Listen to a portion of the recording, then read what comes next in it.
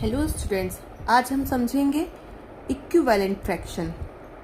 Equivalent fraction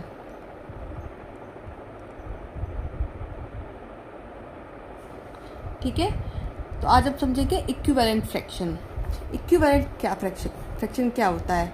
मतलब दो अलग अलग फ्रैक्शन लेकिन उनका जो वैल्यू है वो हमेशा सेम रहे।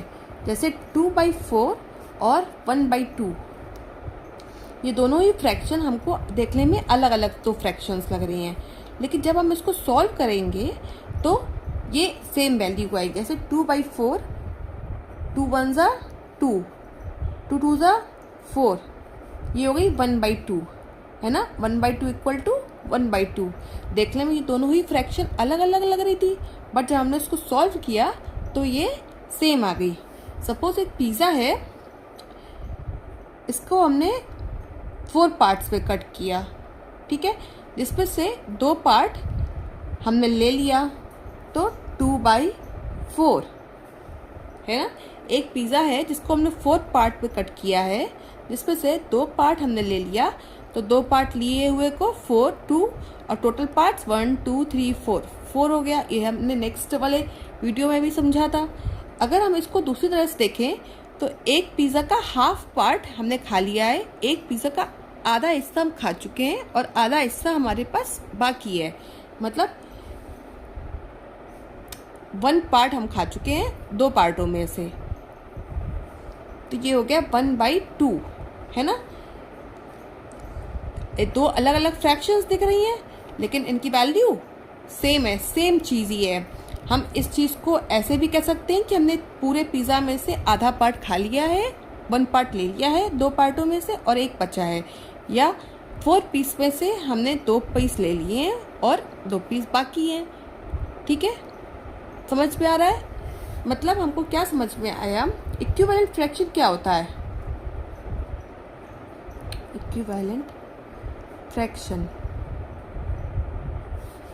अगर नॉमिनेटर और डिनोमिनेटर में डिनोमिनेटर में सेम नंबर से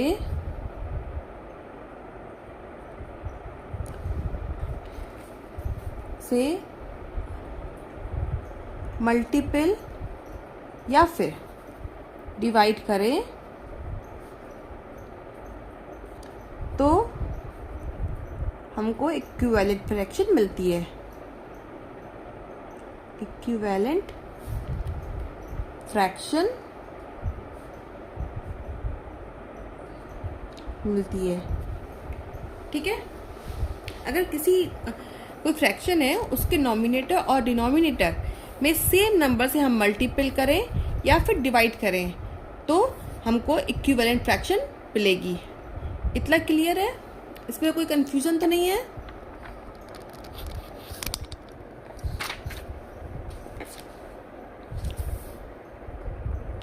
ठीक है, अगर हम एग्जाम्पल देखें, जैसे एक इक्वेशन है हमारे पास 2/3।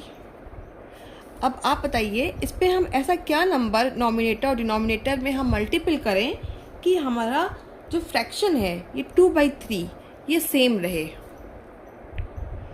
तो 2/3 में अगर हम 2 को मल्टीपल कर दें तो 2 से 2 कट जाएगा, तो हमारी इक्वेशन 2/3 सेम रहेगी। नॉमिनेटर और डिनोमिनेटर पे हमने सेम नंबर को मल्टीपल किया तो 2 से 2 कैंसिल हो गया, तो हमारी इक्वेशन तब भी क्या रही, 2/3। Is it clear? ये हो गई बात हमारी मल्टीपल की। अब अगर हम बात करें डिवाइड की, डिवाइड,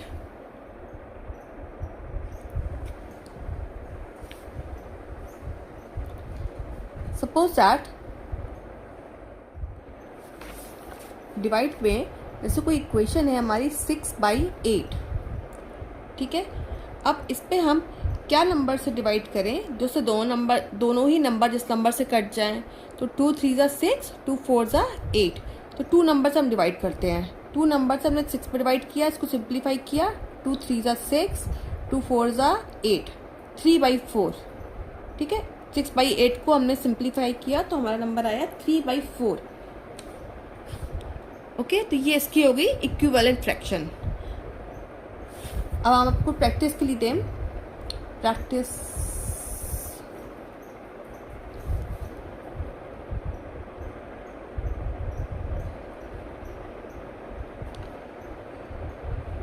4/8 को का इक्विवेलेंट फ्रैक्शन हमको बताइए, या फिर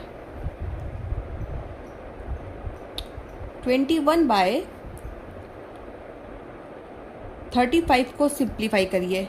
इसको सिंप्लीफाई करिए और इसको इक्विवेलेंट फ्रैक्शन 4/8 का इक्विवेलेंट फ्रैक्शन एंड 21/35 का को सिंप्लीफाई करके मुझे इसका आंसर बताइएगा। अगर आपको इक्विवेलेंट फ्रैक्शन समझ में आ गया है आज, तो एडिशन और सब्ट्रैक्शन आपके लिए बहुत ही इजी हो जाएगा। इसमें कुछ भी टफ नहीं लगेगा।